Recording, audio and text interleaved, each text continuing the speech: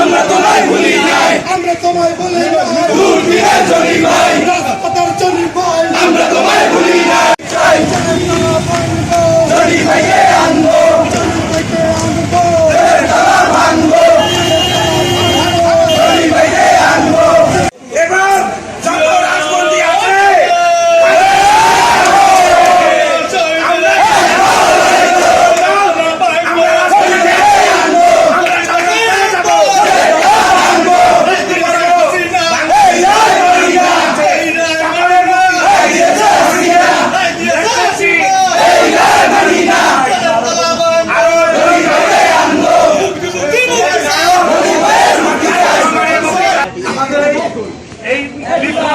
আমাদের ব্যক্তিগত বিক্ষোভ নয়, এই বিক্ষোভ হইল রাজনীতি নেতা কর্মীদের বিক্ষোভ।